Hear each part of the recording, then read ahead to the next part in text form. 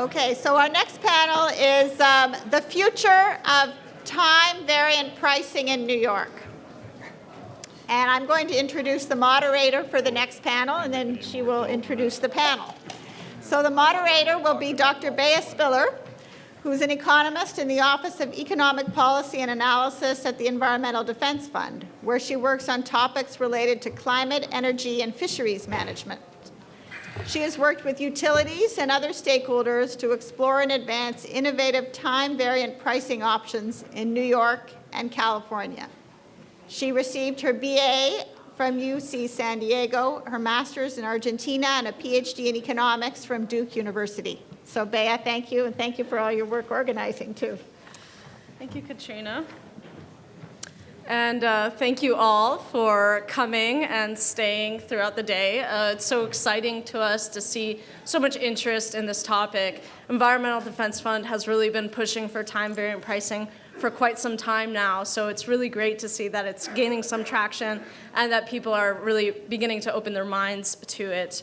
As it's been stated over and over throughout the day, time-variant pricing really does have the ability to be able to bring down peak demand, especially when it's paired with things like customer education and outreach, enabling technologies, and sufficiently strong price signals. You know, and it's really important for us to get customers engaged in the electric industry in order to make it more efficient. But of course, this is a huge change from the status quo. I've heard it said many times that people only think about their electricity bill for, a few minutes per year. This needs to change. And I think that the REV process has begun this change, the thinking, how can we get customers engaged? How can we get them to realize the value proposition of actually engaging in distributed energy resources? And what's so wonderful about having REV happening right now is that we can very easily envision time-variant pricing as another avenue to get customers engaged and get them to understand that they can really benefit financially from shifting their consumption given fluctuations in costs. Now, it's not easy necessarily to implement time-variant pricing well, and there are definitely challenges that are specific to New York. Dr. Faruqi mentioned some of these challenges this morning, so in this panel I'm going to ask him to begin by talking a little bit more about these challenges and proposing some solutions to them. And we also have to understand that pricing doesn't happen in a vacuum. There's many regulatory aspects that affect the outcomes of time-variant pricing. So to discuss this, I've invited Dr. Tim Brennan, who is a professor from the University of Maryland and is also a fellow at Resources for the Future. And to his request, I have kept his bio short. And he will discuss some of the time-variant pricing issues given the regulatory environment in New York. And finally, if we are able to overcome these challenges and implement time-variant pricing in the state, then there's a lot of benefits that can be had by all of us, customers, ESCOs, utilities, third parties, even the PSC. So in order to be able to capture, what are these benefits, what are the benefits, how are the benefits distributed among the different parties in a deregulated state? I've invited Dr. Frank Wolak to come and talk, and Dr. Frank Wolak is a professor at Stanford, also keeping his bio short. They both have web pages that you can go and look more into. Anyways, after each of their presentations, we will have a further discussion about the future of time-variant pricing in New York. So to begin, Dr. Faruqi, could you please discuss some solutions to the challenges that you identified this morning? So the challenges that I identified this morning, the first one was lack of smart meters, and that clearly is a challenge. I am not sure whether any recent studies have been done, like a business case analysis of smart meters in New York. I know many other states did those studies, and they concluded in many cases that they were cost effective on the basis of the avoided meter cost readings alone. And I realize that if you already have some kind of automated meter reading system or AMR, it becomes more difficult to justify putting smart meters in. But we heard a lot of ideas from the other panelists throughout the day, and I'm sure some of you have been to other conferences and meetings where AMI is not just about smart meters. It is about distribution automation. It is about faster outage detection. It is about conservation voltage reduction. A lot of those benefits are oftentimes not quantified, and then the AMI investment looks like it's not going to pass. But if you include the full spectrum of AMI benefits, and you add to that not just the engineering benefits that I just listed, but also the customer side benefits, then in many cases it will pass. Now, I don't claim to have seen any recent analyses. It might be worthwhile to revisit the previous studies and to see if the numbers have changed. We heard from the Con Ed vice president earlier that 30 hours contribute a big chunk of the peak load. So it's a very targeted opportunity that's there. And you might argue, well, we could do that with direct load control, and maybe yes, but maybe no, because the opportunity is there to use energy smartly, not just during 30 hours of the year, but during all hours of the year. So the opportunity to do that only comes if you have the smart metering platform. That was the first challenge. And obviously, money is involved, investments are involved. Wayne Harbaugh talked at BGE about how they got the grant from the US government, and that made their business case positive and successful. But I can tell you, I have been involved in many business cases in California, along with Steve George, going back many years, in Illinois, and in other states, where no grants were available from the US government, and they still passed because you include the full array of distribution benefits and customer side benefits, and it just might pass. So that's the first issue. The second issue is all of the issues I mentioned in my earlier talk, that there is apathy among customers. Customers spend, I've heard, 8 to 9 minutes a year looking at their electric bill or thinking about energy issues. All of that's true. I don't question the surveys, but the reality is wherever these smart prices have been offered, people take the time to engage with the prices and to change their energy use pattern. So it's too easy to give up. And the benefits of giving up, the cost of giving up are huge, and the benefits are enormous. So it's worth reconsidering all of those, the 7 myths that I talked about. Another issue is we don't have a lot of central air conditioning in New York. The peak load is driven by room air conditioners. And as I said, there are new technologies available to deal with that technology. Hong Kong has been very successful at engaging with customers, even without enabling technology, who live in apartments, who are tenants, to see the value in responding to these rate designs. If Hong Kong can do it, where prices are high, certainly New York should be able to do it, because prices, the last time I checked, were not low here either. So those are some initial points I would make, and then we'll come back to these. Okay. Dr. Brennan, could you please talk a little bit about the regulatory aspects of New York? Yeah, should I do the? Yeah. Do you have one? We have a presentation. Presentation? Yeah. You shouldn't worry about it. Okay, thanks. Let me just find it here for a second. Where am I? I was here. Oh, there we go. Okay. Is that the right one? Yeah. Oh, I mean, there should be, let's see. No, that's not the right one. So there it is. That should be it, right? Yeah.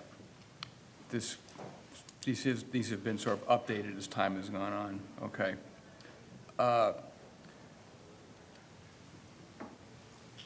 right. We up or not? Well, I can see it. Is it on there or not? Oh, there it is. Okay, great. Thanks. Thanks very much. I guess maybe Ahmad had his presentation already today, but I sort of put one together very quickly to try to organize some notes on this.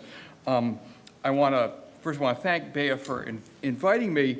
I'm going to talk more about probably along the lines of things that have gone today. What I'm going to say isn't going to be a lot, but it's going to be very specific to New York, but just things I think to keep in mind for regulators, perhaps as they try to continue to think this through. And we've had a lot of great thinking about this today. I should start by saying that I was kind of surprised to be invited to this for a few reasons. The first is that just as a kind of a randomness in my career, I kind of go back and forth between telecommunications and electricity. I've been doing mostly telecom stuff for the last few years. So in a sense, I got this, I go, oh, I better start thinking about this again. So I apologize if some of this is a little dated. The second is, as I told Bea and some others, the chance that I'm going to say something that is correct and not redundant to what Frank or Ahmad would say is very, very slim. I hate being redundant, so do the math as to where this is likely to fall. And the third thing is kind of summarized a bit by the slide and kind of thinking about, like, why are we here, why we care about this. I think there's one thing about time-variant pricing that's really important that Ahmad and a lot of people have pointed out today, that there's a huge amount of investment in generation and transmission capacity that's there only to supply very, very, demand in critical peak periods, and it'd be nice to be able to do something about that. I also live in Maryland, and Wayne Harbaugh, as he pointed out, I've seen the load distributions there, and that the top 15% of capacity could be chopped off for less than about half of 1% of the annual hours. So you do want these things targeted. And hey, I'm an economist. You like cost-based pricing. But in terms of other sorts of goals, just having done the math on this particular thing, it's not that there's a huge amount of the actual energy use at stake. This isn't a big, greenhouse gas thing, for example. If you think we're using too much energy, there may be other things to do about that, but this isn't a really huge chunk, I don't think, of that particular fight. The environmental effects are probably small, part because this is localized. I didn't know that until the last panel, there was a prevailing opinion that the time-varying pricing was actually bad for the environment. I didn't know that. I've heard arguments in either direction. So I don't know enough to be as conclusory about that, or at least to be the straw man to which Carol's arguments would be juxtaposed. There is one thing that I just have sort of wondered, sort of floating around, which I haven't heard come up, but I don't know whether it's feasible or not, is that one thing about having a smart meter communications infrastructure was I wondered if one could tailor use to the intermittency of the power sources of using renewables. Like, turn off the refrigerator when it's cloudy, and when the sun comes back out, turn the refrigerator back on again, or if the wind goes down, adjust things, stuff that's sort of like on all the time. I don't know whether that's feasible or not, but that's sort of one thing that occurs to me that you could do with the infrastructure. Wrong button. Now, in thinking about how much a regulator gets involved, I always sort of want to know what's the market failure here. And I remember a long time ago hearing a talk about real-time pricing, and someone said, is there, shouldn't we wait to open electricity markets until we do this? Do people have the right incentive? And as someone pointed out to me, if you're buying something at, well, the exact quote, if you're buying something at $400 and selling it for $50, you've already got a pretty good incentive to try to engage in real-time pricing. So it wasn't, I sort of wondered what the market failure is if these benefits we've been hearing are so great. And there are a few that I can think of. The one that I thought of when I analyzed this a few years ago is that there's a blackout externality, which is that the more I use on peak, maybe that increases the likelihood of an outage that somebody else bears. And so maybe that'd be some reason to subsidize it, or if worse comes worse, mandate it. Just some other things on here. Perhaps the prices on peak are too low because of price controls, or because the part of that cost is socialized in some sense through capital markets, through capacity markets, I mean. And something else that sort of I haven't heard yet, I just kind of wonder in terms of how well these markets work as to whether there's an asymmetric information problem, which is, someone comes up to you and says, hey, I've got this device that's going to save you a lot of money on your electric bill. I know what happens when I see those things. I kind of, hit the delete key and move on. So I kind of wonder how much persuasion has to go on, but obviously other people on this panel know those ropes way better than I do.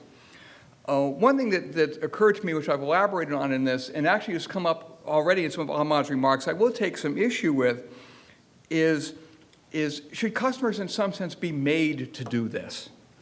And I'm not sure that that's true. Now, they should bear the cost of not doing it. I don't have any doubt about that. If you decide that you don't want to risk whatever the variation would be in time or something like that, say, okay, fine, but you're going to pay a flat rate that's going to cover, in effect, the cost of the moral hazard that's induced when you're not paying enough, not paying the right price of electricity. But I'm not sure that if someone is willing to sell that kind of contract to someone who wants to buy it, that they should be prohibited from doing so. The one point I want to add to this is sort of something that's come up, which was raised before, and it's been a theme throughout the day, which maybe I'm a person in the room who thinks this, but I think having customers spend more than 8 or 9 minutes a year on their electricity bills is a cost, not a benefit. Maybe it's worth doing, but that doesn't mean that somehow it's great. I mean, see these things about these green programs. They say, oh, look, we're going to give you every data that you use on all the electricity each hour of the month, and you can sit around at your computer, and you can play with this, and you can find out. Thinking, who wants to do that? I mean, I'm a professor. My opportunity cost isn't nowhere near as high as these people's of time, but even I don't want to do that. You don't like the green button? You're saying you don't like the green button? That's right. I mean, there must be some rerun of some 70s sitcom on TV I can watch instead.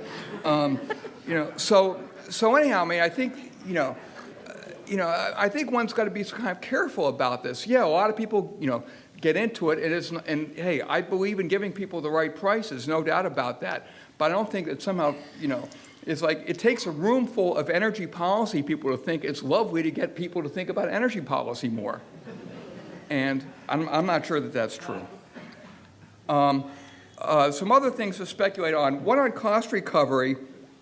You can read what's here. The one thing I sort of want to mention about this is something I've seen from sitting in on working group meetings, again, in Maryland, which is, I mentioned to somebody else here, there is a lot of discussions on this, which is if utilities want it, it must be bad in these sorts of things, which can make making progress on this, at least in my experience, pretty difficult. I think you and I have been at some of those meetings together. And I think there's one other point along these lines that's occurred to me that I didn't put on here. But I think one of the problems, some people say, well, gee, if the benefits of having these meters outweigh the cost, why not just put it on? Well, what one regulates is, let's say that there's the part of the savings you don't have to read the meters. So you decide to put these in, and you decide you don't need to read the meters, so you reduce labor cost. If the regulator is going to come along and cut your labor cost and cut your rates because of that, they need to cover the upfront cost of the metering systems that allows that to happen. If you get only the cutting of the cost, but not the allowance of the expenses, that's the way it's going to work, and your one's going to obviously have a problem. They asked me to think about decoupling on this. I've done some thoughts about it. Again, I'm not too sure about, I think there may be some marginal issues here. I tend to think about decoupling as basically a political thing and not an economic thing. Essentially, it's a way to, get utilities to not oppose energy efficiency and conservation programs, which is, fine as a political matter, but I tend to think about time variant pricing as an economic thing. Last, and not least on some goals here, just kind of in summary, is that it clearly promotes, like taking a look at some of the REV goals, it clearly promotes demand response at peak periods. It may improve energy efficiency on peak, it may create the incentive for distributed generation, I guess here called DER, at least for that which works at peak periods. I don't know that it all does. And in terms of who should be providing it, I tend to be on the side of keeping regulated firms out of competitive markets, and it looks like a competitive market to me, so I was pleased to hear some of the remarks at the beginning of the session today. Distribution, however, needs pricing reform. I think that's sort of pretty widely known on this, which is basically that fixed distribution costs should be recovered on a fixed basis, not on a usage-sensitive basis. That goes back to, that was an argument that was big in telephony 30 years ago, maybe longer. So now some response back is that, well, if you want to conserve, maybe it's better to have high usage prices, which, so maybe a so-called, what I have here is an nth best environmental policy. But that reminds me of a line which I'll leave with, which is when I was at the Council of Economic, on the staff of the Council of Economic Advisors geez, now almost 20 years ago, I had the educational great pleasure of working for Joseph Stiglitz. And one of the things that he taught, a lesson I got from him, although not I'm sure it's one that he intended to teach, was that, economists talk about having first best solutions, second best solutions, if you can't do the first best, third best, and so on and so forth. And one of the things that occurred to me, that if you're going to say you're in an nth best world, any policy is optimal for sufficiently large n.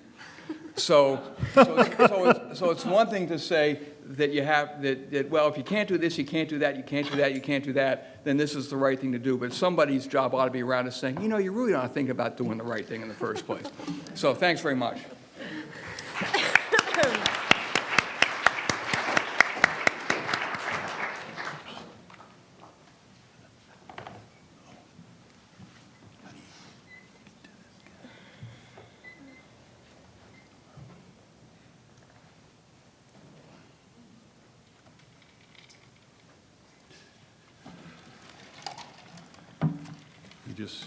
Good.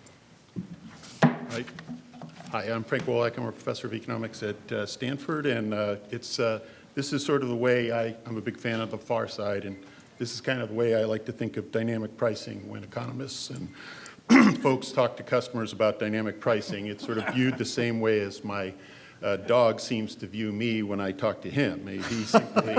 He simply just hears his name spoken every now and then, and I think the same thing is also true for customers when we talk about dynamic pricing and smart meters, is essentially just that. And and this is what happens if you're another far side contributor, if you're sort of a shameless advocate of real-time pricing. At least in the early days, this is certainly what I felt like as the guy in the picture. But I think it's really important, consistent with what Tim said, is let's be clear about, I think, one thing. No one wants to respond to the real-time price. I don't even think Ahmed does. But the thing is that that's not the point. The point is that essentially, consistent with what Tim said, is that this is a cost that is out there, and it is managing the system balance in real time. It makes a lot of sense that customers, for the longest time, what we've done is essentially said, customers, you have to do nothing to manage that. We're in a market environment now where markets set prices that fluctuate massively across half hours and hours of the day relative to the variable cost of producing that product. And the question just simply says, well, gee, can't customers do a little bit to essentially mitigate that?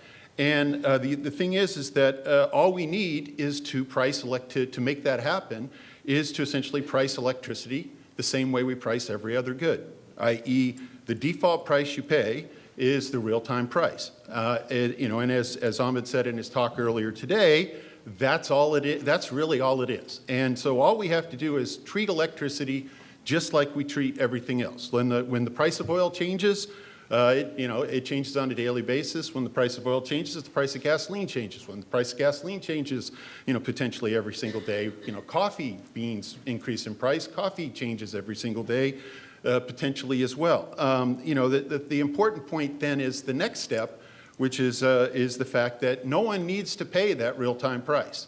In other words, even though the default is the real-time price, no one needs to pay that. And why? Because what you can do is sign hedging arrangements. And essentially, there's widespread hedging in virtually every product that we can think of. Cell phone service is one good example. My favorite example is the airline industry, is that the default price you pay for air travel is walk to the gate, buy your ticket, try to get on the airplane. That is a really risky strategy in terms of the price risk that you face. In particular, you could face a price risk that's essentially infinite because the plane can stock out, and that's basically an infinite price. So what do? You hedge that price risk by essentially purchasing what we would call, in fancy terms, a fixed price forward contract, but essentially just buy your ticket in advance is the simplest way for you to think about that. And these hedging arrangements are essentially ways for the airlines and customers to both benefit. The airlines essentially get higher load factors because they can price discriminate like crazy depending on when you buy in the forward market. And customers benefit in the sense that they pay lower average prices. Essentially, since airline deregulation, average revenue per passenger mile has fallen continuously every year. So, so the other is that why is electricity different? Well, why electricity is different is largely because of, unfortunately, the regulators and regulations. In particular, we have this sort of legacy when the fact that you didn't dynamic price didn't matter. And why? Because in the old vertically integrated regime, it was the monopoly supplier, and it really was, at least the way I think of the model is that it was kind of like my regulated utility was the essentially electricity insurance company.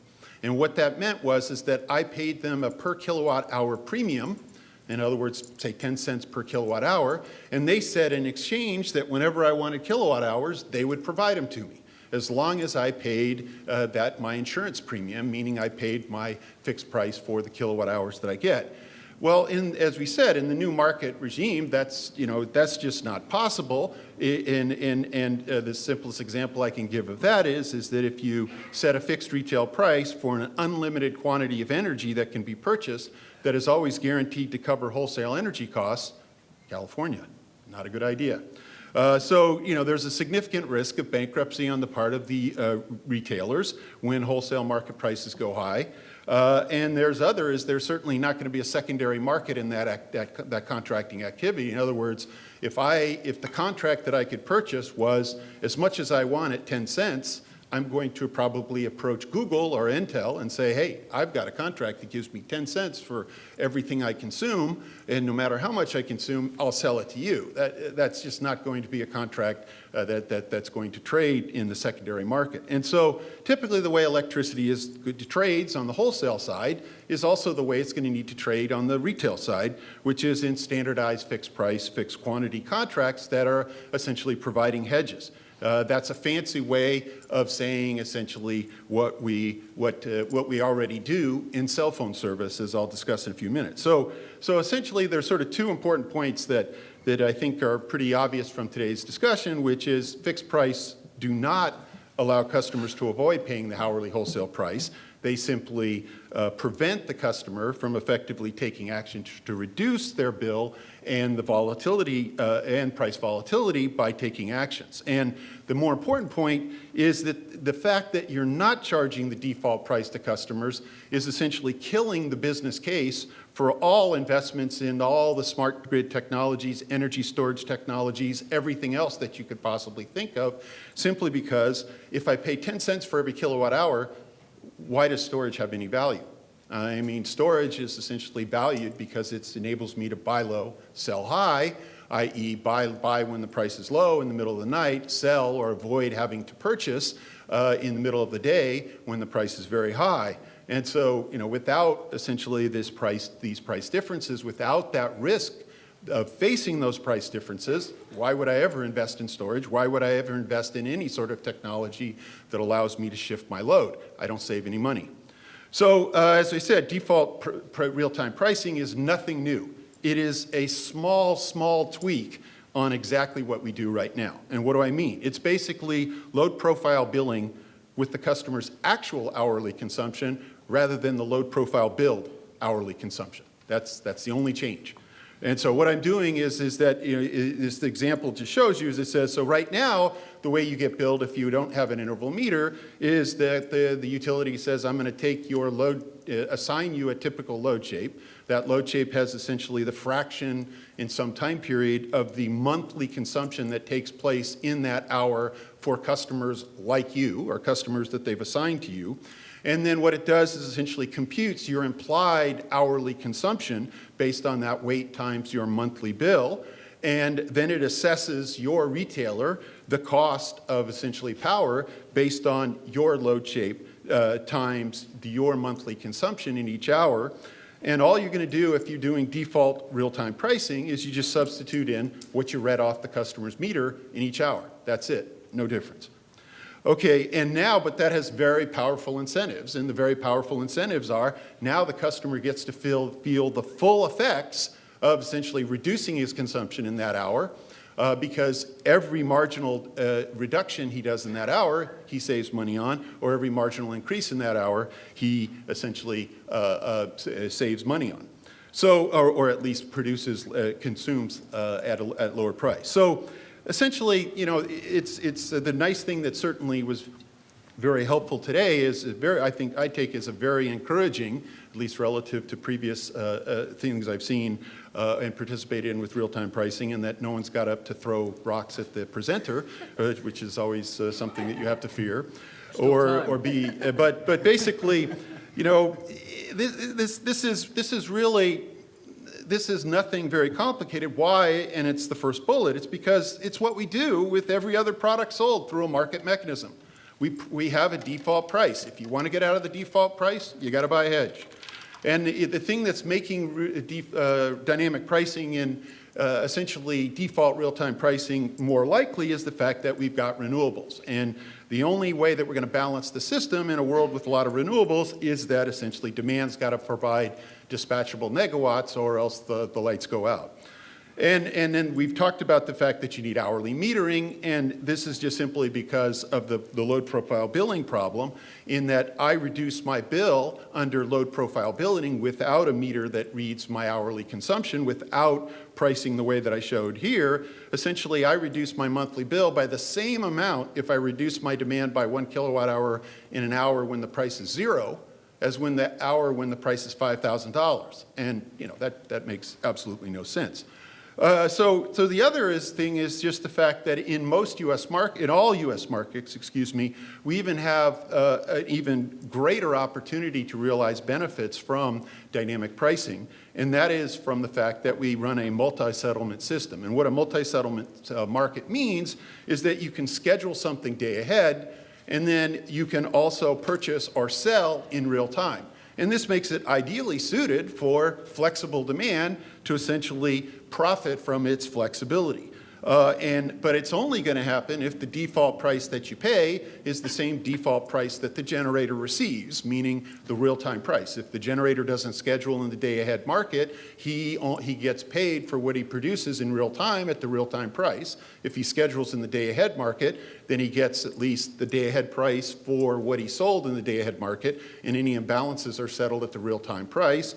The same is true for loads if what you do is just change to what we just discussed, which is default real-time pricing. If a load is purchased in the day-ahead market, it gets the day-ahead price. If it doesn't, it's paying at the real-time price.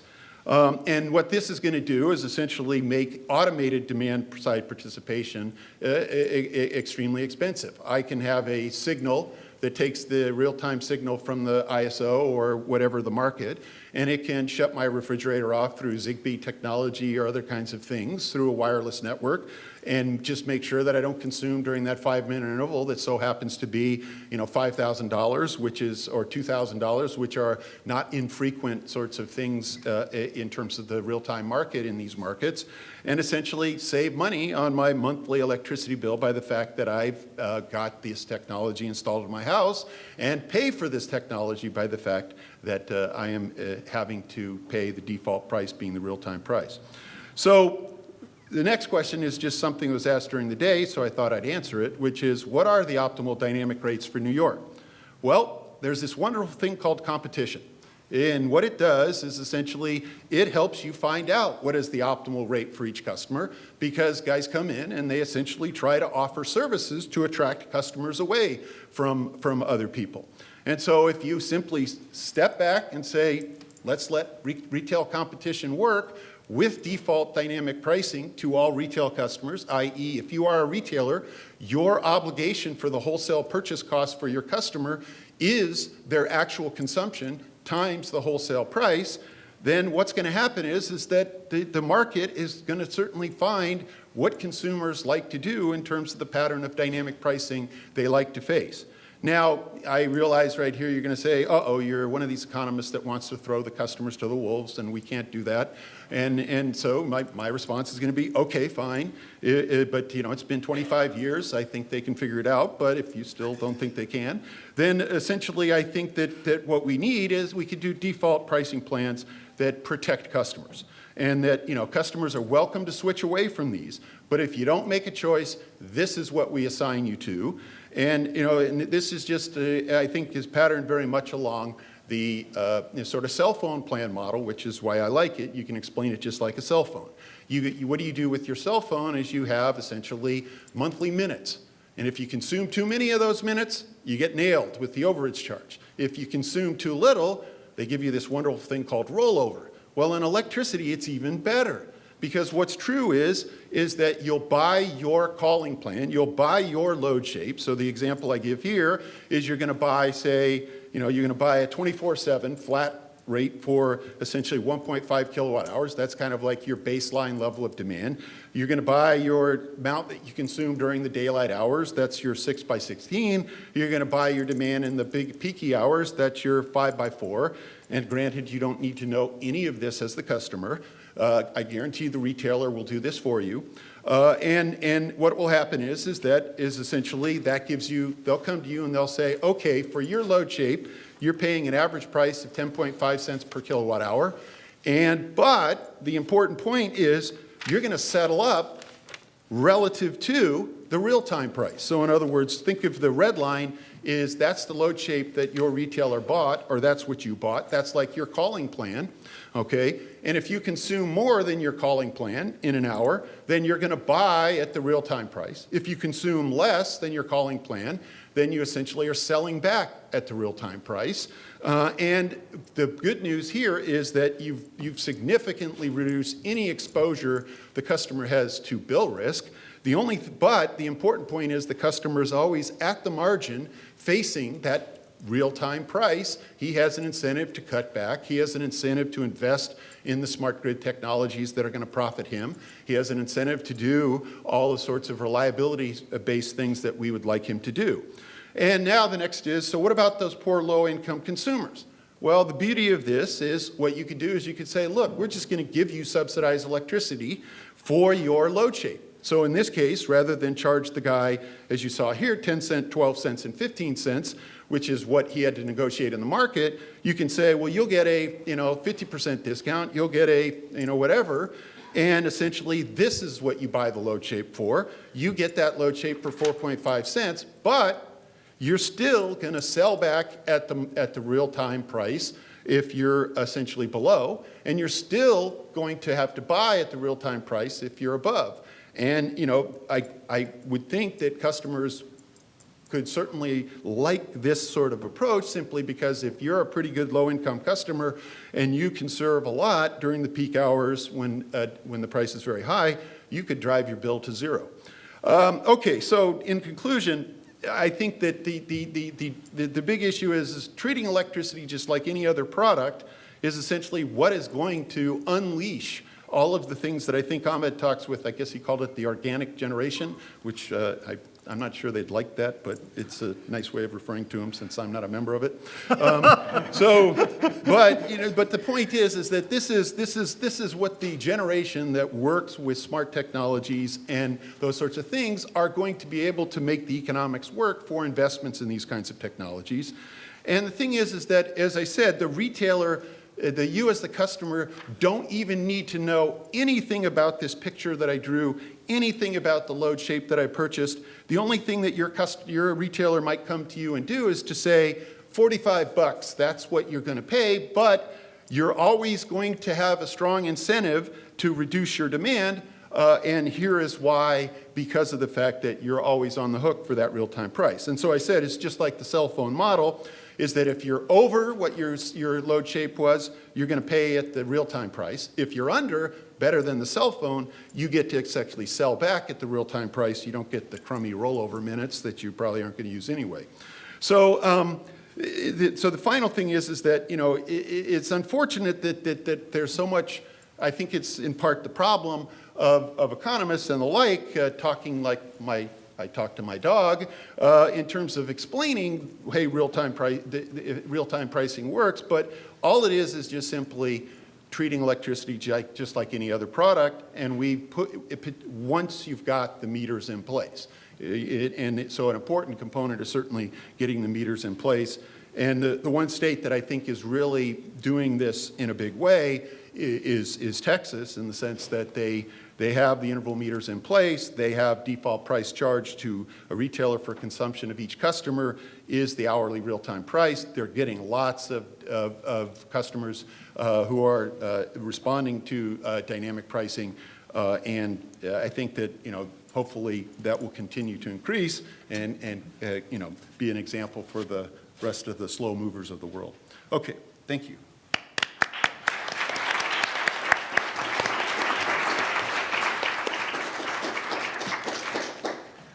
Thank you all for this very interesting discussion. So Dr. Faruqi, you've mentioned some challenges, but I think that there's one challenge that is very important here in New York that wasn't mentioned. And it really has to do with incentive alignment. So what I'm talking about is that, for example, the benefits and costs may not align to the same parties, right? For example, the PSC may say to the utilities, you need to bear the cost of the meters, whereas the benefits may very well accrue more to ESCOs or to the customers than to the utility itself. So how do we make time variant pricing incentive compatible for all parties? I am sure the other panelists would want to comment on that as well. Let me begin by citing the example again of Texas, where I guess they call them the TDSPs, which is the name for the utilities that are the transmission and distribution service providers. Basically, they have socialized the cost. They are allowed to recover the cost, and didn't get caught in these battles that I think Steve was referring to in some other markets, where it became a competitive issue as to who will supply the meters. Will it be the competition? They said, no, the meters are like an infrastructure investment. We'll make the utilities whole, and they'll be allowed to put it in, even though the ESCOs will offer the products that benefit from the meters. In California and other states, they have simply approved the meters and they have gone into the rate base. So the utilities actually are made more than whole by getting that investment in their rate base. Provided it's cost effective, it goes in the rate base. So there is no problem, as far as I can tell, with the meters hurting the utilities, as long as they are cost beneficial. Yeah, I agree with Ahmed. I mean, these are network services. They're rate-based. They're put in. It seems to go to Tim's point about this is what happened in the telecom sector, is that the network owner has got to measure what goes through his network, and each network owner has to measure that, and you could say that is a regulated service in the same sense. And so I think the one thing that's certainly clear from the experience of the UK, I think Steve George referred to it earlier, is that the idea that you can have competitive meter providers means that you'll have no meter providers. But Yeah, I just want to emphasize something, I think, which is this is a regulatory problem. I don't think that, this isn't a problem one asks, as Frank was making, I think, apt analogies to, in a sense, everything but electricity. And I think that's sort of true here. It's not a matter of like how the transactions themselves are structured. For example, I gather that obviously this is a market that's like full of subsidies and other price distortions, but leaving those aside for a second, that some people get solar, PV power on their roofs. They go out and they buy the solar power, and then they get the savings that accrue from that.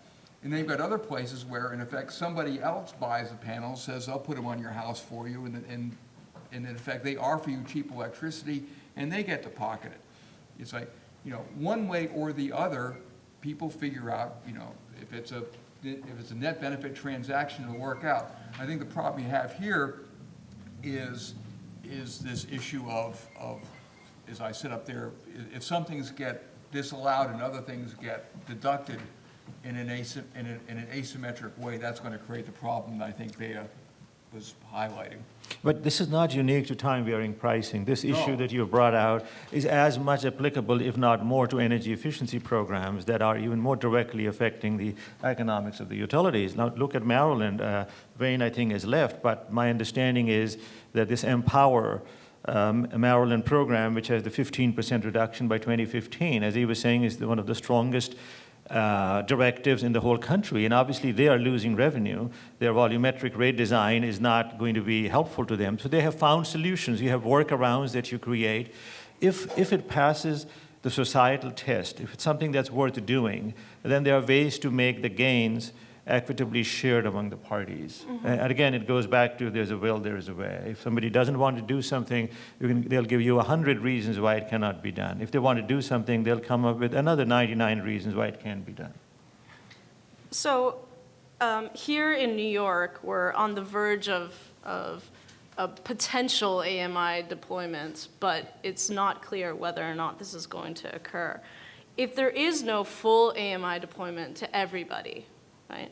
Is there still, and there may be reasons why, deploying AMI in certain areas might not be beneficial. For example, in very dense urban areas, there might be very little marginal benefit from operational improvements due to AMI, which might not make the case for it in those areas. So if AMI is not widely deployed, okay, in a way that, that we can rate base, a massive deployment, bringing down costs and that sort of thing, is there still a benefit to implementing time-varying pricing for a subset of customers, doing it partially and implementing time-varying pricing? So there are many cases where you have, we heard the story of Illinois earlier today, where before AMI they had real-time pricing, and every customer who wanted to could sign up for that. They would get a special meter, an interval meter, and they had to pay for it on their own. So it was like a monthly charge that could be $2.50 a month or $4 a month or something along those lines. That has been true of time-of-use pricing going back to the early 1980s. People could always sign up to a time-of-use rate. They had to pay extra for the meter. The question is that a successful approach? Is that going to really get you what you need? Well, it'll get you something, but it won't get you what you really want, which is, I continue to believe, and I think we have heard a lot of evidence today, that the way to the future is to have default smart pricing. And by the way, I didn't mean to imply that a flat rate, a fully hedged flat rate, would be eliminated from the menu of options. They would still have choices. I think you said it very well. Make it the default rate, and then let the creativity of the market come in to create a wide array of hedged products. But you have to anchor that on smart pricing. So if you do not have smart meters, obviously you cannot do default time-varying rates, because that means that every customer has the option to go with smart rates. The second best option then is to do, if, as I think we heard from the Con Edison executive, the problem is confined to 30 or 60 or 100 hours, and the real issue is demand response, then you can probably do that to direct load control and provide incentives and just do it the old-fashioned way. Rather than implementing pricing. Well, the problem is you can't do default pricing without the smart metering platform, so then you're in a catch-22. You can do interval metering, and then it's expensive, and customers say, well, why should I pay this? I don't know what I will save. And all of those issues come around that basically give you the 2% market penetration that we have today nationwide. That is being done in many cases with interval meters. In some cases, it's being done with AMI as well.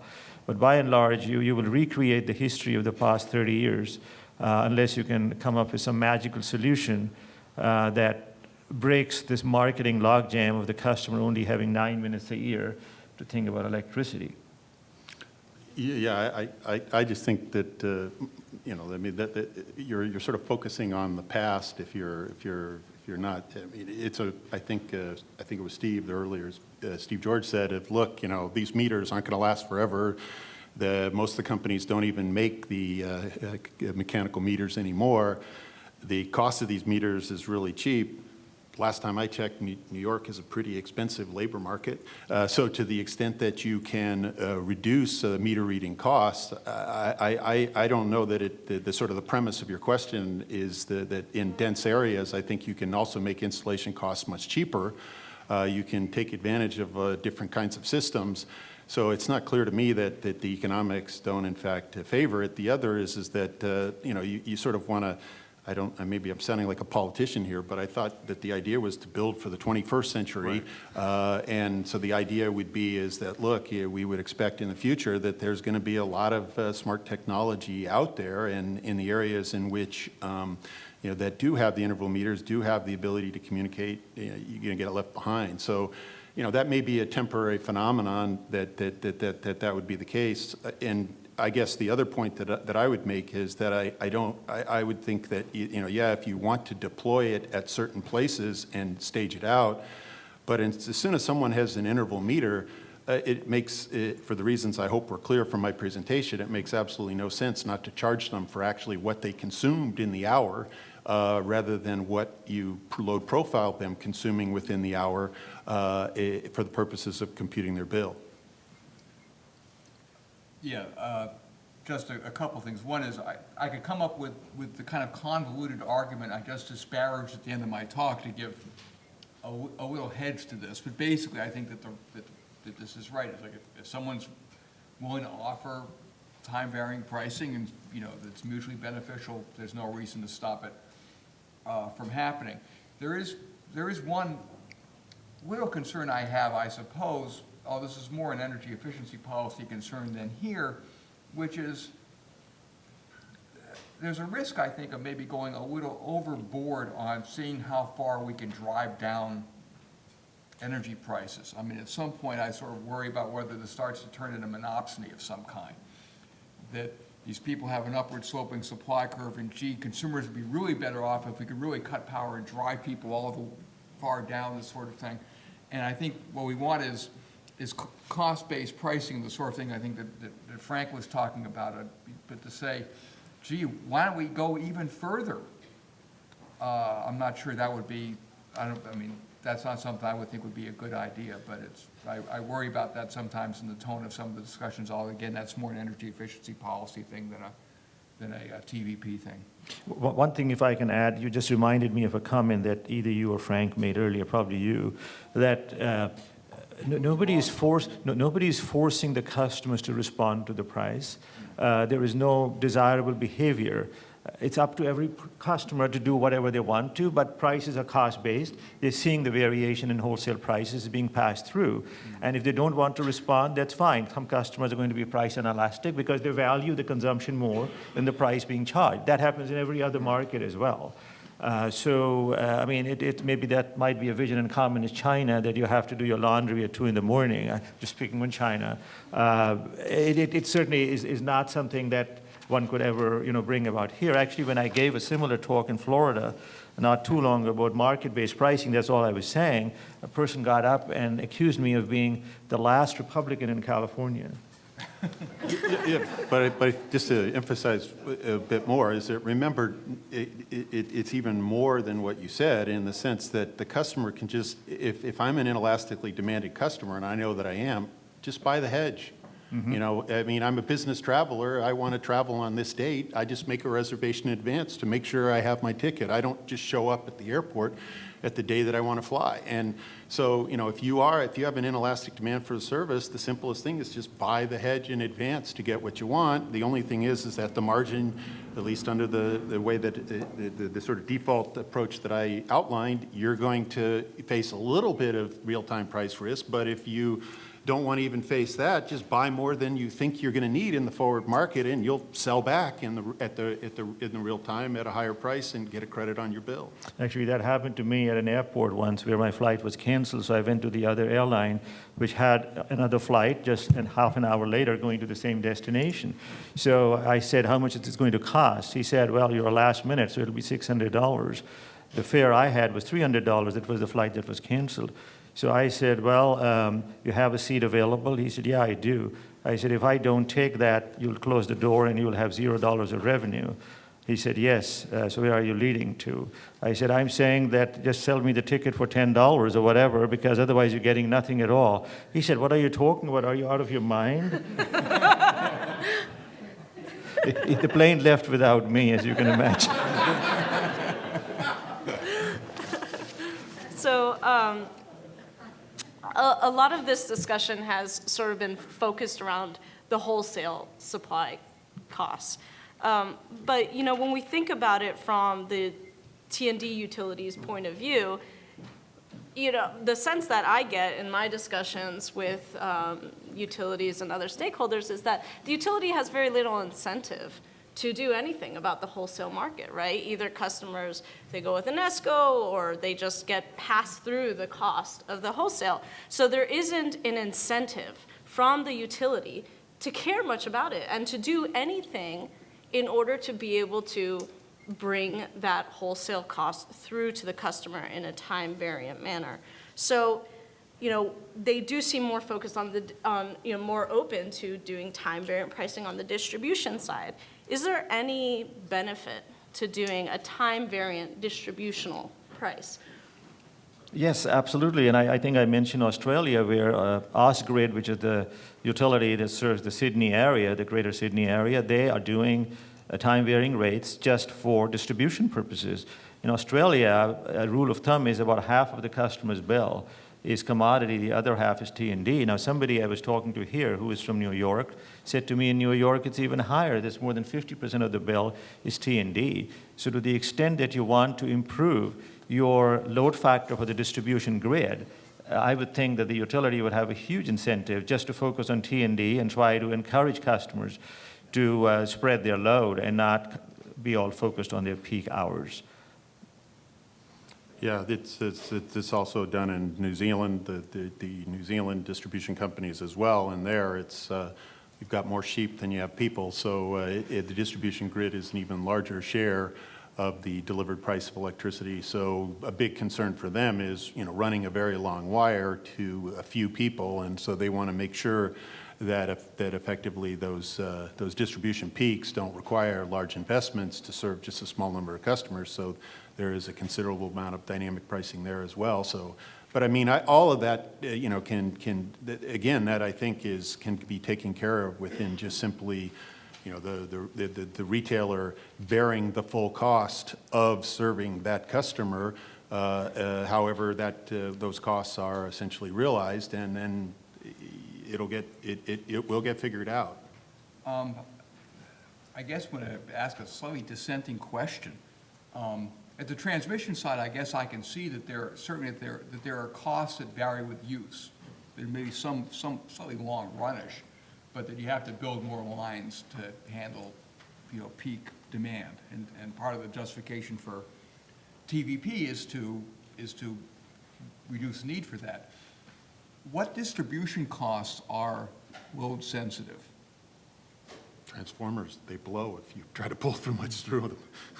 And so, I mean, it's the same concerns as it was noted, I think, by one of the speakers earlier today in terms of the large charging loads on these systems. If you're trying to pull too much through, you can. No, I can certainly understand that if people start charging their cars at night, or cars or whenever, that's going to happen. But is that the case now, that there's a cost justification for charging higher pure distribution charges at critical peak periods or something like that? Certainly in California, where all the rich people live and charge their Priuses and their Teslas. I mean, there's certainly. I know that Edison, Southern California Edison, as well as a number of the utilities in the more affluent areas, are spending a significant amount of money to upgrade their distribution networks to essentially account for the large amount of solar PV in the system, as well as the large amount of automobile charging that they see. I should say I'm asking this for sort of two reasons. One is I have kind of wondered to what extent charging cars is a game changer for certain things like how we pay for distribution, for example. It depends on how many cars we get, right? Right. And the pattern has been that they're clustering in certain neighborhoods. There is the cul-de-sac phenomena. And so certain affluent neighborhoods, if one person got it, the other person will get it. Or people who have long commutes, that is going to be a game changer, based at least on the conversations I'm having around the country. Right. And of course, NEM, net energy metering, which is pushing forward the DG, rooftop solar issues. Those two could cause significant stress on the distribution system. Right. And to put my telecom hat back on a little bit, first, like in the old days, I mean, one of the big controversy was that we used to pay for, back when we had wireline telephone service, that was paid on a usage-sensitive basis to a large degree through long-distance charges, which everybody thought was woefully inefficient because there were no traffic-sensitive costs associated with that line.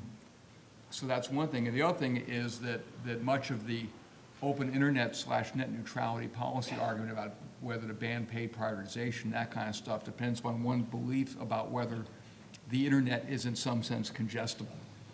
So I've been thinking a lot about whether local wire-based services really get congested or not. For example, so I was thinking, well, electricity distribution doesn't get congested, but if the Yeah. transformers blow, I guess it does. Or maybe- There I is mean, also, I mean, here in New York, in the Brooklyn, Queens area, there's a foreseen growth over the next 10 years in Yeah. peak demand that is going to lead to the need to invest in another substation, transformers. Okay. And so, yes, they do see that, increased peak demand is leading to investments in the future, but that would, I guess, call for a different type of pricing that's based more on marginal pricing rather than embedded cost of service, Yeah. forward-looking Well, that's rather than interesting, that. thanks, that's And great. there's also the local issue, the localization. In certain areas that is congested.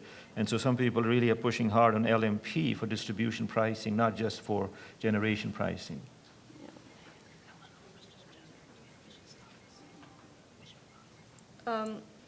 Okay.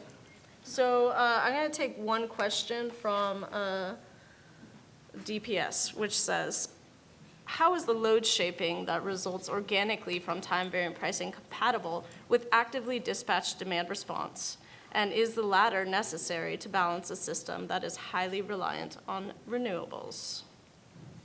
That's a good question. My view is that certain things like integration of renewables into the grid require very fast response. And there is no way that just a regular pricing signal by itself without any enabling technology could be expected to meet that, like for ancillary services and grid integration. So that part has to be technology enabled. And so I call that dynamic pricing 2.0. So the regular dynamic pricing is just provide the pricing signal based on your generation, transmission, and distribution constraints. It'll vary by hour, and that will take its normal shape. But then comes this grid integration issue. The sun's not shining, or the windmills are not blowing, or the opposite is happening. And you have the ramp up, ramp down problem with the conventional generation system. That's where this fast dynamic pricing 2.0 can kick in. And now you could do that through demand response without the pricing, which we have today. You can do that through credits and curtailments that are technology enabled. A third-party aggregator comes in and is going to bid those in or remove them depending on the situation. But I personally think that those, generally speaking, at least from an economics perspective, I'd prefer to have the pricing-based option that is fast, which is technology enabled, as opposed to the credit-based system. But that's sort of, I guess, a topic that continues to be debated. Yeah, I guess I'd say that there is a market solution in the sense that there's a recent FERC order on pricing regulation services and pricing services at the wholesale level to essentially compensate fast-acting resources for the speed at which they're able to respond, the so-called pay-for-performance for the electricity techies in the audience. And so they, these are making almost differential ways to price automatic generation control and the like. But so I think that the second-to-second balancing of the system is certainly something that is being changed and is the new topic du jour in most of the wholesale markets, is to build in those pricing mechanisms. But the point that I think is important to emphasize is something that was mentioned in my talk, which is the multi-settlement system that exists, and that if what happens is load is treated the same way as generation, then essentially you as a load essentially can schedule in the day-ahead market. You can do the same thing in terms of consume what you consume in real time, and you will be charged for what you did not schedule in the day-ahead market at the real-time price, in the same sense that a generator that schedules a certain amount on the day-ahead market and generates more or generates less gets to sell more at the real-time price or essentially buy back at the real-time price. So there really is no, I think, market barrier to incorporating these, these sorts of demand response products. The big problem, I think, with a lot of, quote, demand response products is the determination, the so-called baseline. Unless you have controllable load where the ISO can effectively control what's happening to that load through direct load control, you always have the problem of what is this administrative baseline that has been set to the demand reduction service provider. That's akin to asking how many angels can dance on a head of a pin. It's a fundamentally unknowable concept, and is also causes a lot of problems for the various system operators in managing this sort of thing, even though there does already exist this way for load to participate if the default price is the real-time price. By the way, if I can just put in a plug for a paper that Frank wrote that just occurred to me, it's called "Is FERC Its Own Worst Enemy?" It was published in the Electricity Journal, and I would recommend everyone check it out because it gets into this issue of what is the best way to enable demand response. Is it through pricing or is it through curtailments or credits? And are you still abiding by that philosophy? Oh, of course. Good. I've never changed my mind ever. That is good to know. That is good to know. So going back to the alignment of incentives, right, trying to get the utility to care about the wholesale cost, making sure that the utilities don't feel burdened by having to pay for meters which will benefit parties that do not make up part of their benefit cost analysis. What are some of the essential components in pricing that can help us to achieve this alignment of incentives? And you've spoken about, there's been several different types of price mechanisms that have been thrown out today. For example, the fixed price forward contract on the base load, plus the variable extra purchases. You've talked about a three-part tariff. What is going to change the utilities' perspective so that they are able to bear larger costs without really receiving all of the benefits? I don't think any utility is going to do this unless the smart meters are going to the rate base. That seems to be the obstacle number one. They are not going to have the shareholders pay for the meters. The rate, like in Texas, like in other regions, it's the ratepayers who will have to bear the cost of the meters. Once the meters are in, that's my opinion at least, I don't know of a single utility that would do it, just purely on the economics of dynamic pricing. Once the meters are in, then the question is, make the utilities whole. And that's a good question. And if they design the rates well, that they are revenue neutral to the current rates, then they're not losing anything. They're actually going to come out ahead when the customers shift their loads. But there will be potentially some lost revenues created as customers shift their load, because ultimately if customers are saving money, then the utilities are losing revenue. And that's a disincentive.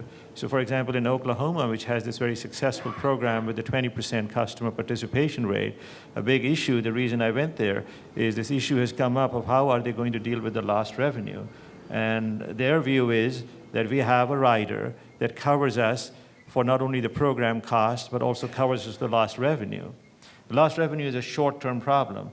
The benefits are long-term. How do you coexist with those two? And so their interpretation is they need that lost revenue to be recovered as part of the demand response rider. That's kind of their issue, and I believe it's an issue for many utilities. So those are the kinds of things that have regulatory solutions, and they'll vary by state, but people will only do it if you can show it's a win-win-win. Nobody will do it if it's a win-lose. Yeah, I mean, the only thing I'd mention is it's not a win-win unless you assign the cost to the individual that causes them. And that's where if the person has an interval meter, they pay the cost for the power that they consume at the price that is relevant for the hour that they consumed it in.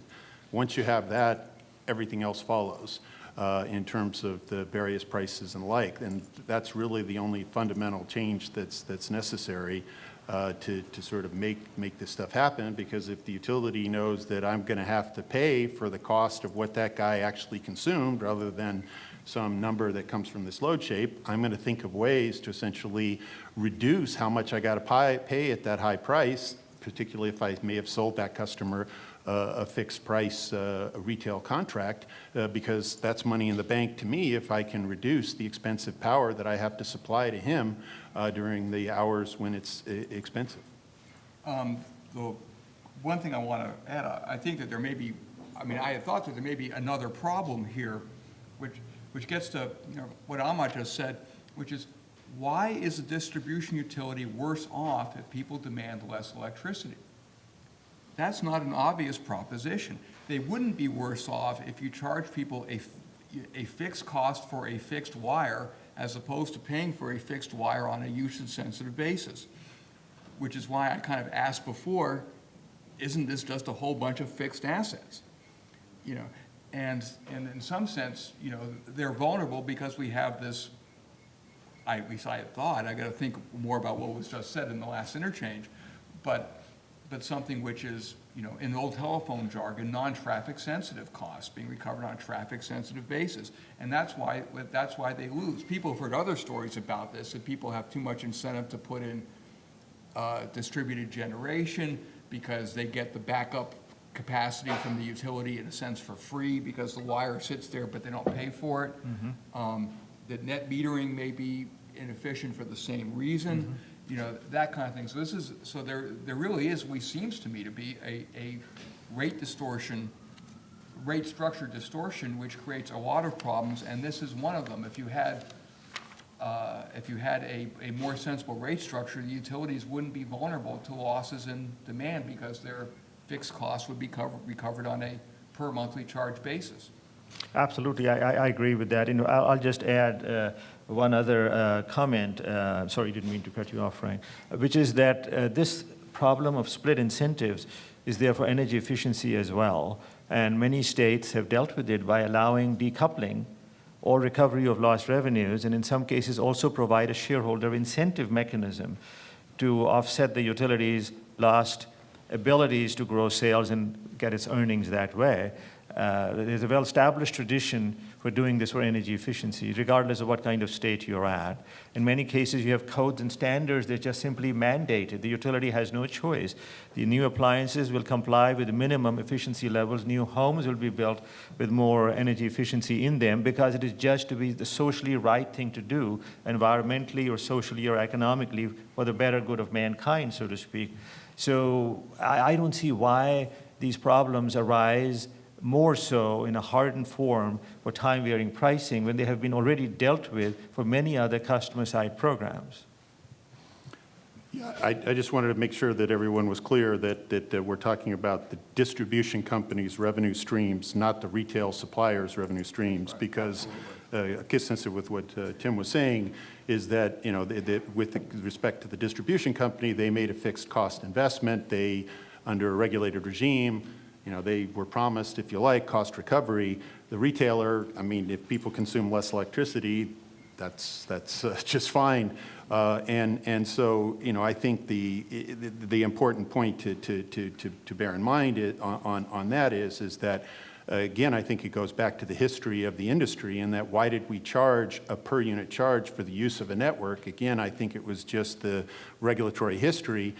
There are very few networks that I know of that do charge a fixed charge for every use of the network. They charge based on when you use the network, and I think Ahmad went through a number of examples in his talk, but I mean, that this is what's at issue with in the telecoms. You pay different costs to use the telecoms network at different times, often because of the fact of anticipated congestion in the network. And in other kinds of instances, the same sort of thing. And so, it just, I think, is one of these things that's going to, it's the new area. I mean, in California, it also has welfare impacts in the sense that a number of the entities where solar panels get installed, the second that someone installs solar panels, they no longer make their contribution to the grid, to paying for the distribution grid, and so that means that you have to increase the price that you pay for all the people that can't install solar panels on their roof, and you almost create this vicious cycle, and so it is something that's going to have to be dealt with as distributed generation becomes more relevant. Okay, so This is very fascinating, but it looks like we've run out of time. So thank you all so much for this wonderful discussion.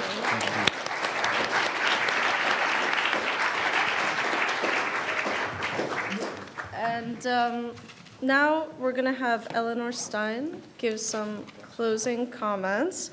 Eleanor Stein is a visiting associate professor at Albany Law School, where she teaches transnational environmental law with a focus on climate change.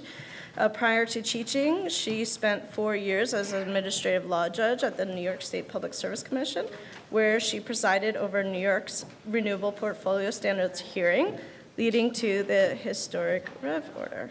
She received her JD from CUNY Law School. I thought we were going to have a panel, no? We're just doing the 1, 2, 3? Okay. Thanks.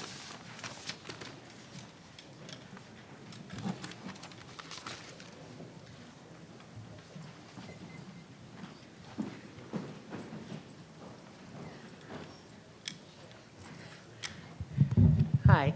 For those of you who know me, you'll recognize that was kind of a variant of my actual bio. So I want to begin by thanking NYU for their hospitality and the Public Integrity Law Project for the participation and environmental defense for what turned out to be an enormous and unanticipated amount of work to pull this together. And they were kind of last minute, are people going to register? And then it was almost 300 people registered, and then the question was, will there be enough coffee and where will they sit? But it all worked out really wonderfully and seamlessly, and it was a wonderful group of speakers, made particularly interesting by what I experienced as kind of the dynamic war between the economists, the lawyers, and the engineers, which is still unresolved. But it was a great day, and I really appreciate all the work that went into it. And from the point of view of the Department of Public Service, we wanted to have a public conversation about this complex issue, which has been on the agenda at the commission on and off for 20 years, 30 years, I don't know, a lifetime, and is still on the agenda. And I think we did accomplish today what we had hoped, which was to raise the level of discussion about it, give us all a broader perspective, a national perspective, a global perspective, and hear each other's views and articulate the concerns, the constraints, the potential benefits and problems of moving more fully into this kind of regime. I want to just point out 2 quick things about New York. One is that, and I think it was mentioned once in the program, but there is a statutory restriction on time of use pricing, and it's actually, we're prohibited by statute from requiring time of use rates for residential customers. So mandatory time of use is not an option. I think today we got a very broad sense of the variety and the range and the possibilities of voluntary programs and what kinds of voluntary programs might really elicit very robust customer participation. And I think that was a real great contribution to our knowledge, or at least my knowledge. And the other thing is just to point out that we have had and do have mandatory time of use rates for industrial users, large-scale users, that affect about 20% of the peak load in New York State. So we're not entirely new to this. So I just wanted to mention a couple of things. One is, I wanted to confess that I'm the person who wrote the question about what is the impact of time of use rates on carbon. And I'm really glad I did. It's the question I always ask. And because we got a very interesting and provocative discourse here about all the reasons why, yes, they're critical, they can reduce carbon, and no, they probably will increase carbon. And so you gave us a lot to think about, and I really appreciate that. And that's something we need, obviously, to follow up on, because that raises what to me is kind of the fundamental question here, which is what kinds of outcomes would the Commission want to create incentives for in designing a program of this kind? What are the outcomes that we are looking to? What are the policy directions that we would be looking to achieve by instituting a robust time of use rate program for residential and small business customers, and in layering on to the already pretty heavy rate burden of New York customers the additional burden of paying for a smart meter rollout. And I'm saying this with absolutely no preconception of the answer on my part as an individual, and it's very much an open question. It's been raised in several pending rate cases. It's been raised in previous rate cases. It was debated very aggressively.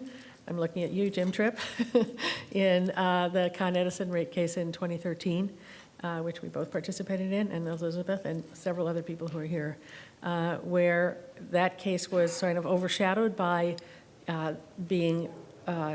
coming hot on the heels of Hurricane Sandy, where the concerns of New Yorkers about how our electric system is organized, how it works, how does it deal not just with a catastrophe and how to recover from it, but what are the long-term lessons in terms of how the system is structured to include things like increasing the use of distributed generation and looking at demand response in all of its, and that's lowercase d, lowercase r, all kinds of responsive demand in all of its potential to have a more flexible and more many-layered system.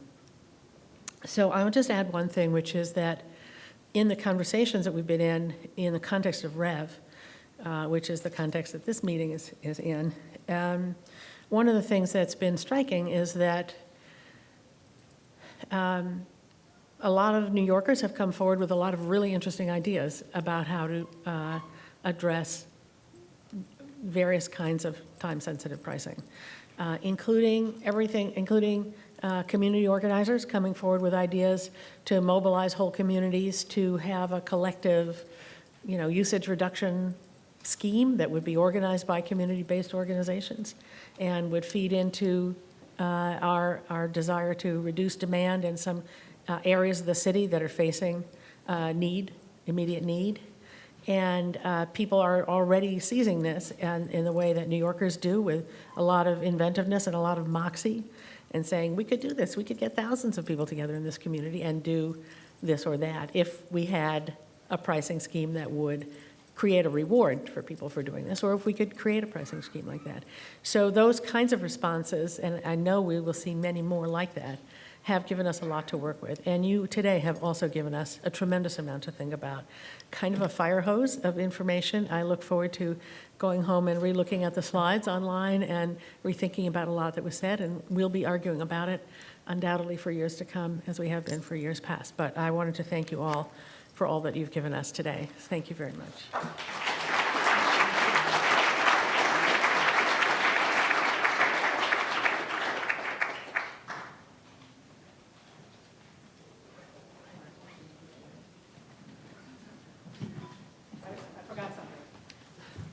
I'm very sorry. I'd like to introduce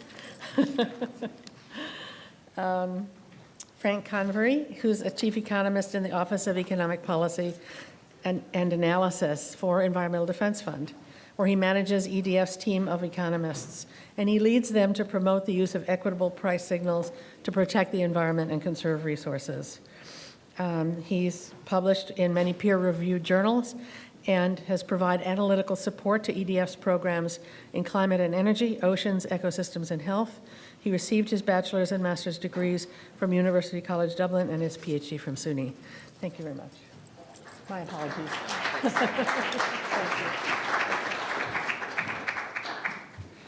Thank you very, very much for that nice introduction.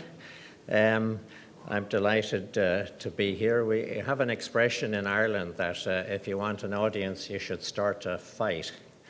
And I'm impressed that we got the audience when we didn't have any unseemly fracas, but we had a terrific discussion and information transfer. A few themes that came out to me from it.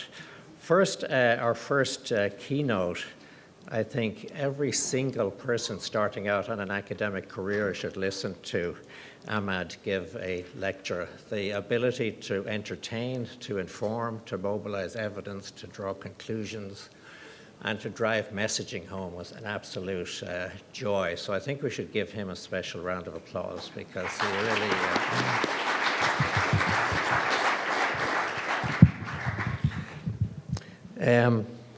In terms of EDF, I suppose, for us, this is a particular pleasure. Our motto is finding the ways that work. And we do that really by, first of all, engaging with scholarship, the best evidence and research that's out there.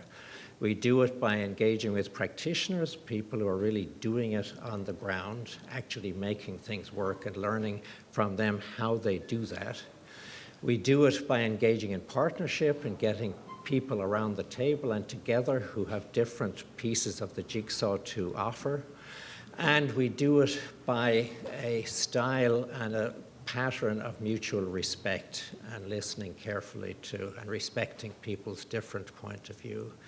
And of course, fundamentally, we believe in designing markets and mobilizing markets to protect the environment, but in ways that allow and enable and sustain economic development and innovation. So that's the kind of philosophy we bring to the table, and I do think this forum epitomizes that kind of model.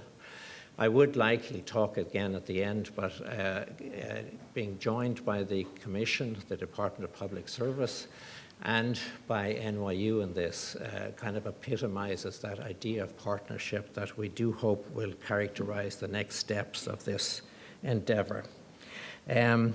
I was kind of struck when New Zealand and Australia were promoted as the leaders in this area, and a kind of a light bubble went off that a nice trip by the EDF team to Australia and New Zealand next winter could be a very nice and necessary piece of travel.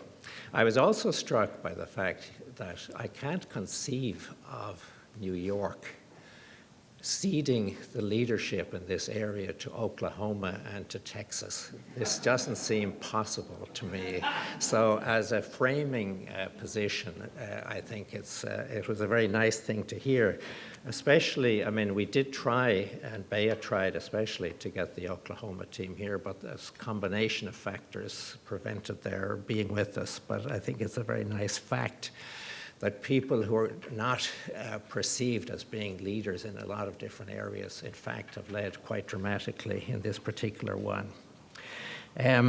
I think the proposition I would offer to us is really that, this is our philosophy in EDF, that if you can mobilize a price to advance an agenda, and especially an environmental and efficiency agenda, you essentially can't afford to do without it. And I think from our point of view, the REV process really will be dramatically underperforming if we don't find here in New York a way of mobilizing prices to drive the REV agenda. I think the evidence we've heard here is, I found it pretty compelling that it has huge potential. We also heard, of course, that there are huge challenges in making it happen, but also we heard that, in fact, it can be made to happen. One slight critique, perhaps, of our presentation was that we didn't hear directly from the failures, because, of course, you could learn a lot from things that didn't work. Ahmed mentioned Maine, for example, as a place that tried it and it didn't work and so on. But nevertheless, I think the evidence base and the storylines that we heard are, I think, hugely impressive. I found the discussion on technology absorbing and the absolute centrality of technology in allowing things to happen. Technology on its own, of course, doesn't do anything. A few people mentioned, I think that we have 52 million smart meters and only about 2 million smart prices. So just having the technology, there's no corollary that says you have to be smart in terms of what you do. But it does seem but also the richness of the discourse here to me was that smart technology has huge definitions. A kind of a broad message to a technophobe like me that came across is that the whole iPhone, the phone technology seems to be absolutely critical in widening the menu of choices for consumers and their ability to engage. The income story, I think, is fascinating. The fact that the evidence seems to show that poorer people are at least as, and perhaps more than, interested in using time of use pricing than people who are richer. And their responsiveness is not just immediate, but it's sustained. And it relates somewhat to Eleanor's point about essentially presenting this story and this agenda in ways that are essentially acceptable to people, and that's one piece of this strand. We learned an awful lot about language and how to present things and the critical importance of information and real information, but not just the facts, but how they're interpreted to people. And there are obviously clear, good, better, and very bad ways of doing that. And I think this particular forum produced a tremendous portfolio of evidence and information on that. As an economist, I suppose the whole behavioral literature tells us that the sign-up or engagement with opt-out as a choice is dramatically greater than it is when it's an opt-in. And I do hope that the fact that time-variant pricing is illegal here as an obligatory strand does not preclude it as an opt-out, opt-in, because of course you can opt out. It's not an obligation. But the message I got was that other things being equal, it's very, very well worth doing. Sometimes people say, well, if it's opt-in, you get the serious people, and the non-serious don't opt in. Ahmad made the point, of course, that with opt-out, the serious people opt in, but then you get another 50% or so who opt in, and many of those engage, in fact, quite seriously. The environmental issue, of course, is, for us, is a key piece of this jigsaw, but we in EDF have an enormous interest in using our assets and our resources efficiently, full stop. So we have a resource agenda and an environmental agenda. And if time of use or time variant pricing allows us to use our infrastructure and our capital more efficiently, and the evidence is that it does dramatically, then let's go for it and address the environmental issues which have to be addressed in parallel. Of course, the tragedy for this country is that in 2010, we essentially refused to take up the choice of having a price for carbon nationally. If we had that, of course, we wouldn't have to worry about that, because if you had a price signal out there that roughly reflected the external costs of carbon, well, then we could just press ahead and not worry. The environmental challenge would be essentially dealt with by the cap. We very foolishly and tragically did not do that, and now we're in a second best world where we do have to worry about the environmental spillover. But it's critical to address it, but it should not be used as an instrument to undermine the time variant pricing approach or pricing generally. Next steps, I participate in loads of these kind of meetings in Europe. By the way, EDF in Europe is essentially the acronym for the Electricité de France, which is the main utility in Europe actually now.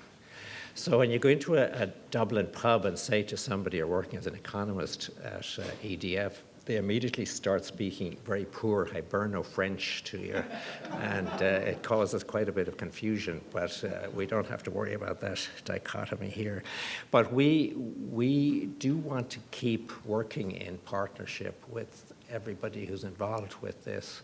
We recognize that for Con Ed, for the Commission Public Servants, and the Department of Public Service, and for the actors, it's very easy for us in EDF or for academics to come in and say, this is what you should do. They have to struggle with what they can do, which can be a different thing.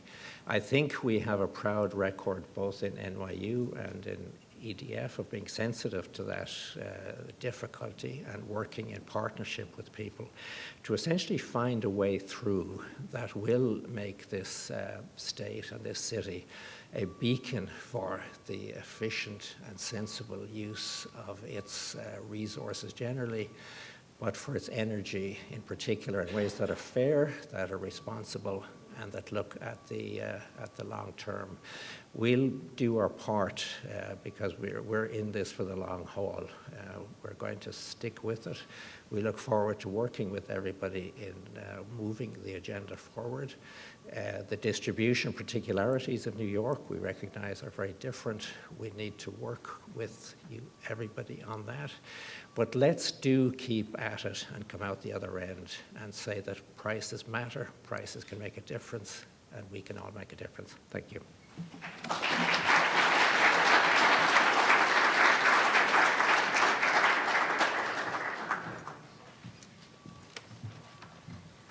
So I'm Ricky Revez again. I'm the director of the Institute for Policy Integrity and a faculty member here. It's been a long day. We're already a few minutes past the end time, so I'll say 3 things very briefly, and then we can start thinking about the next steps, as Frank suggested. First, I'm delighted that Policy Integrity, the group that I run here, was able to collaborate with the Department of Public Service and with EDF in putting this event together. I thought it was a wonderful day. We learned a lot. And I very much hope that this gathering will not end here, but will prompt and lead to great work. As I sort of indicated this morning, for policy integrity, this is a very important issue because it stands at the intersection of law, economics, and regulatory policy, which is where we work. We believe that electricity prices should reflect all the social and environmental costs and benefits inherent in energy production. And pricing schemes obviously play a very important role in that. Before I let you go, I want to thank 2 people who many people obviously in all 3 organizations did a great deal of work to make this happen, but here at the law school, 2 of my colleagues, Burchin Unel, one of our economists, was responsible for our side of the substance of the program, and she worked closely with our partners, and she deserves a big round of applause.